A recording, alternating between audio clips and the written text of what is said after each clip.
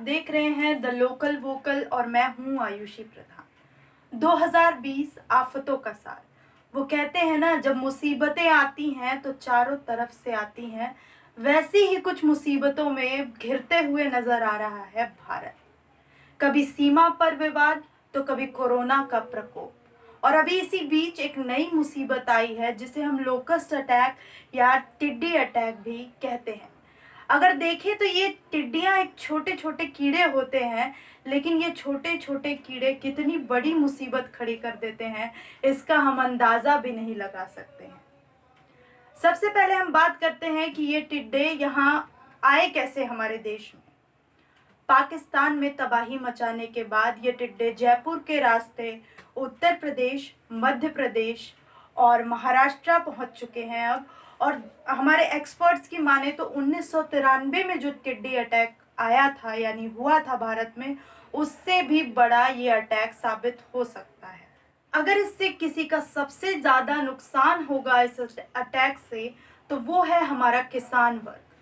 किसान वर्ग पहले ही लॉकडाउन और कोरोना की मार झेल रहा है, ऊपर से ये टिड्डी अटैक जो कि सारी फसलें नष्ट कर सकता है और हजारों लोगों के खाने भर की फसलें यानी कि करोड़ों की फसलें ये नष्ट कर सकता है।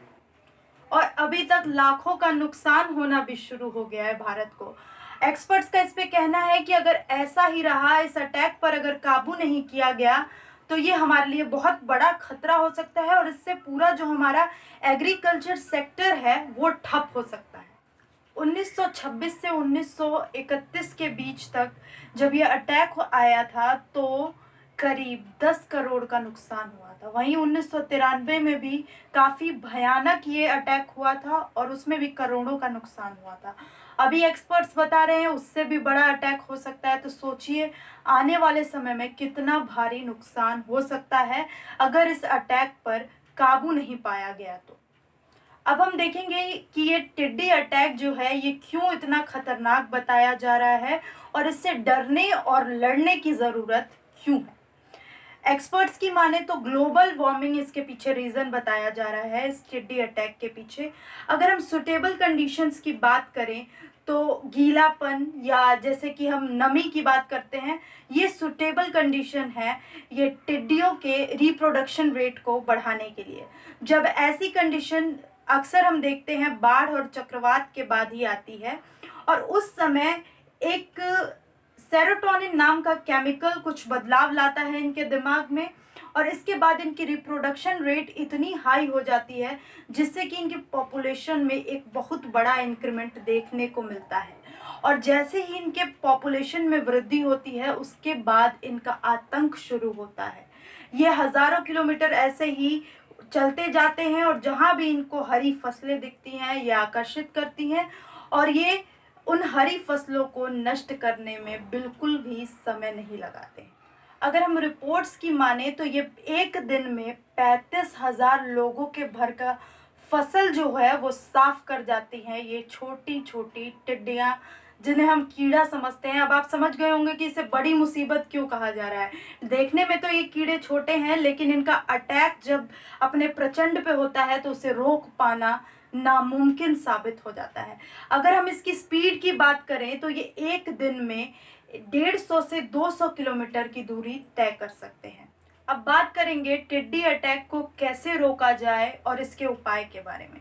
देश भर में टिड्डियों को भगाने के लिए थाली, डीजे, पटाखे, केमिकल, दमकल सबका इस्तेमाल किया जा रहा है ताकि अपनी फसलों को बचाया जा सके किसानों द्वारा।